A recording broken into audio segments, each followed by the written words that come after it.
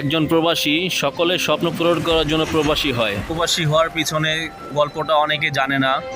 অনেক চড়াই উতরাই পার হয়ে, অনেক যুদ্ধ করে, অনেক অর্থ সংকট থাকে, সেটা মোকাবেলা করে মানুষ প্রবাসী হয়। তাই আজকে এমন একটা ভিডিও নিয়ে আসছি, এক জীবনের গল্প। জীবনে যুদ্ধে হার মেনে যাওয়া এক ব্যক্তি, সে প্রবাস জীবনে কিভাবে এলো, কিভাবে তার অবস্থান এখন। সবাইকে আসসালামু আলাইকুম রহমতুল্লাহ। প্রবাসী বিনোদন বার্তা আপনাদের স্বাগতম। কষ্টার্জিত টাকা জমিয়ে দালাল না ধরে ৫,৭০০ টাকা দিয়ে পাসপোর্ট করলাম। প্রথমবারের মতো প্লেনে ওঠার অনুভূতি দেখার জন্য অনুরোধ হলো ভিডিওটা সম্পূর্ণ।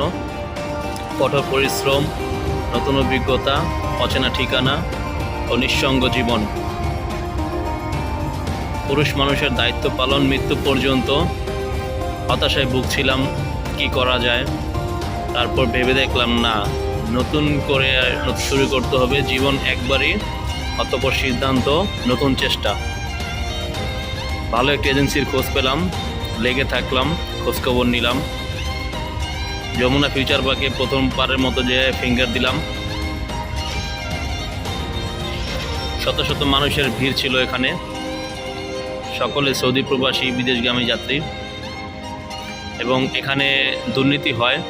৬০০ টাকা, এখানে ৬০০ টাকাটা ১১০০ টাকা পর্যন্ত নেয় দেরি হওয়ার জন্য। বিএপি লাউন্স বলে স্লিপ নিতে বাধ্য করে। পরবর্তী এজেন্সি তোড়জোড় শুরু করলো মেডিকেলে করার জন্য উত্তরাচারে। সারাদিন পার হয়ে গেল, বিকালে রক্তদান কর্মসূচি। প্রত্যাশিত মেডিকেলে ফিট আসলো, ভিসাও বের হয়ে গেল। এবার ট্রেনিংয়ের পালা। ট্রেনিংয়ের জন্য আমাদের নিজ জেলায় শরীয়তপুর, সেখানে মোবাইলের মাধ্যমে এন্ট্রি করলাম। শিডিউল অনুযায়ী 3 দিন ট্রেনিং করলাম এবং ট্রেনিংয়ের আশেপাশে এখানে মানুষ বিজনেস করে। 3 দিনে ১,০০০ টাকা বাবদ খাবারের খরচ পড়ে। তো যারা করবেন তারা প্রস্তুতি দিয়ে আসবেন ট্রেনিংয়ে। তো ট্রেনিং করার পর আমাদের সার্টিফিকেট বের হয়ে গেল। সার্টিফিকেটের পাশাপাশি আমরা বিএমটি ফিঙ্গার দিয়ে বিএর সার্টিফিকেট এবং পুলিশ ক্লিয়ারেন্স আবেদন করে পুলিশ ক্লিয়ারেন্স বের করে ফেললাম। এরপরে অর্থের প্রয়োজন। অর্থ কোথায় পাবো? যারাই প্রবাসী হয়েছেন তারা বুঝবেন যে অর্থ পরিবারের কাছে, আত্মীয়স্বজনের কাছে চাইলে পাওয়া যায় না। তো চাচাও অনেক সময় জামিনদার হতে চায় না, কিন্তু আলহামদুলিল্লাহ আমার একজন জামিনদার আল্লাহ পাক পাঠিয়ে দিয়েছে। সে জামিন হয়েছে প্রবাসী কল্যাণ ব্যাংক থেকে। টাকা ২.৫ লক্ষ টাকা উঠে এসেছি। সেক্ষেত্রে ৩০০ থেকে ৪০০ টাকার মতো হাইস্ট টাইম খরচ। এবং প্রবাসী কল্যাণে অবশ্যই এখানে দুর্নীতির সুযোগ আছে। কৌশলে দুর্নীতি করে নেয়। তো এইসব স্লিপ চার্ট, এসব টাকার বিনিময়ে হয়ে যায়।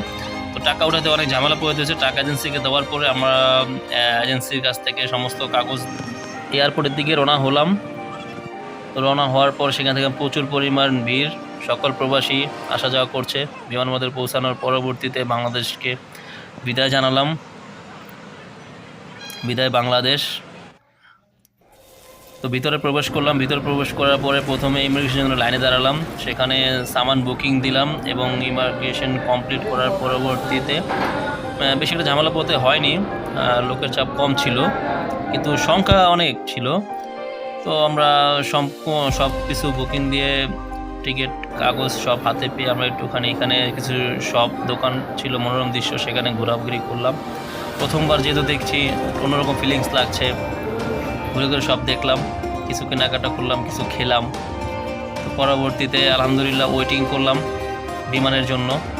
এর মধ্যে লাউঞ্জ থেকে আমাদের অ্যানাউন্স করা হলো যে আপনাদের বিমানের সময় এখন নির্ধারিত, সব কিছু রেডি, আপনারা এমক লাইনে যান বা এমন কাউন্টারে চলে যান। তো আমরা ধীরে ধীরে, আমাদের সফর সঙ্গী ছিল সঙ্গে 9 জন। তো 9 জনকে নিয়ে আমরা ধীরে ধীরে আমাদের বিমানের যে নাম্বার, সেখানে আমরা গেটের দিকে চলে গেলাম। ওখানে লাইনে দাঁড়িয়ে এখানে আবার স্ক্যানার হয়, সেখানে কোমরের বেল্ট পর্যন্ত খুলে সেখানে ট্রেতে রাখা হয়, সেটা স্ক্যানিং করে। পরবর্তীতে জুতা, বেল্ট, আদার্স যা কিছু শরীর, শুধু পরনের পোশাক ছাড়া সব কিছু। তো আমরা এখানে সব কিছু কমপ্লিট করার পরে এবার আমরা বিমানের ভিতরে প্রবেশ করব, সেই প্রস্তুতি চলছে। অন্যরকম একটা ফিলিংস কাজ করছিল যে প্রথমবারের মতো বিমানে উঠবো। এটা আমাদের বিমানের এয়ার আরবিয়ার টিকিট। এয়ার আরবিয়া, এটা 9:15 বাজে ফ্লাইট। এখন আমাদের বিমান প্রস্তুত হয়ে গেছে। এই বিমানের দরজা ওপেন করার জন্য যেটা দরকার সেটা করছে। এটাতেই আমাদের লাইটটা ওই ট্রানজিট দুবাই হয়ে দাম্মাম যাবে। ওখানে অ্যাডজাস্ট করা হচ্ছে। তো যেটা বলেছিলাম যে মানিব্যাগ বেল্ট সহ আমরা সব কিছু স্ক্যান করার পরবর্তীতে আমরা বেশি সময় নিলাম না, আমরা ধৈর্য সহকারে এগোতে থাকলাম। তো এটা অবশ্য ভালো দিক। আমি খুব এক্সাইটেড ছিলাম। আমরা সকলে সহকর্মী 9 জন সকলে একসাথে আমরা ছবি তুললাম, সেলফি তুললাম। বিমানে প্রবেশ করছো, বিমানবালা আমাদের সকলকে রিসিভ করলো, তারা আমাদের সিট দেখিয়ে দিল। এক পর্যায়ে আমরা ধীরে ধীরে, তো আমি অবশ্য মিডলে সিট পেয়েছিলাম, সিট পাইনি অবশ্য। এখানে আমি যদি সামান বুকিং দেওয়ার সময় যদি আমি অবশ্যই বলতাম যে আমাকে জানলার পরে সিট দেন, তাহলে অবশ্যই আমাকে দিত।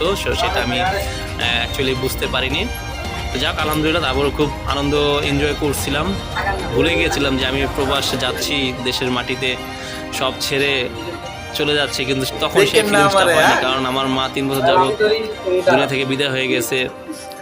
সেই শোকে আমি প্রায় পাথর হওয়ার মতো অবস্থা। তো তেমন একটা পিছুটান ছিল না, পরিবার সন্তান ছিল। তারপর কিছু সময়ের জন্য হয়তো ভুলে গিয়েছিলাম সকলের সাথে, বাংলাদেশি ভাই আমরা সাথে যাচ্ছি, চেনা মুখ, তাই সেই দুঃখটা ভুলে আমরা বিমানে প্রবেশ করলাম। তো প্রথমবারের মতো বিমানে উঠলাম, আলহামদুলিল্লাহ। আল্লাহ পাক সৌদি আরবের উদ্দেশ্যে বিমানে ওঠার সৌভাগ্য দান করেছিল, শুকরিয়া আদায় করি। তো আমরা ধীরে ধীরে আমাদের যার যার যে সিট, সেই সিট আমরা বুঝে নিলাম। বিমানবালাগুলো দেখতে খুব স্লিম হয় এবং খুব সুন্দর হয়। শুনেছি যে শরীর বিমানের ওয়েট ঠিক রাখার জন্য তাদের স্লিম দেখে তাদের নিয়োগ দেওয়া হয়।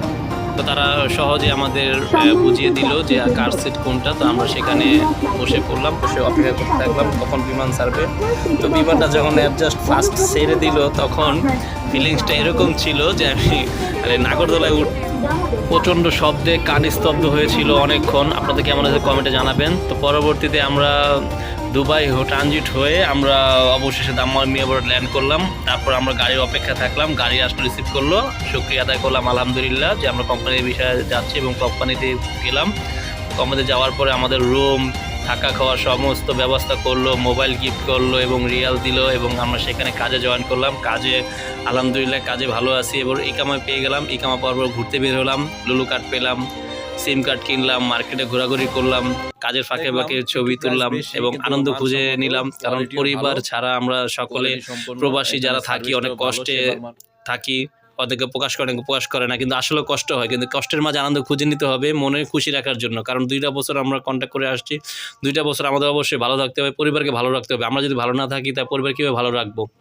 তো সেই উদ্দেশ্যে আমরা সকলে মিলেমিশে যতটুকু সম্ভব হয় পরিবারের সাপোর্ট দেওয়ার পরে আমরা একটু নিজের আনন্দ থাকার চেষ্টা করি। এই জন্য আমার প্রবাসী বিনোদন বার্তা আমার পেজটা দিয়েছি, সবাই ফলো করে দিবেন। তো বিদেশে যারা থাকে তারা অনেক কষ্ট করে, নিজের কাছে কিছুই রাখে না, মাস শেষে সমস্ত টাকা পরিবারের কাছে পাঠিয়ে দেয়। তাই পরিবারে অনেকে বুঝতে চায় না প্রবাসীকে। তো আপনারা সবাই প্রবাসীদের সাপোর্ট করবেন, প্রবাসীর কষ্ট বুঝবেন, আপনারা নিজেরা সন্তুষ্ট থাকবেন, তাদের জন্য দোয়া করবেন। বেশি কিছু তাদের জন্য কাছে দাবি করবেন না, কারণ তারা সবসময় দেওয়ার জন্য মানসিকতা থাকে। এই প্রবাসী যখন প্রবাসে আসে তখন অনেকে খোঁজখবর নেয় না। যখন বাসা যায় তখন অনেকে দাঁড়ায় যায় আমি আত্মীয়-স্বজন হিসাবে, কিন্তু আসলে অনেকে খোঁজখবর নেয় না। সে একা দিন যাপন করে, নিজের কষ্ট নিজের কাছে লুকিয়ে রাখে। তো অনেকে টাকা দিয়ে সাহায্য করে না, কিন্তু যখন টাকা হয়ে যায় তখন আপনার বন্ধু-বান্ধব, আত্মীয়-স্বজন অনেক আসবে, সবাই কাছে আসবে।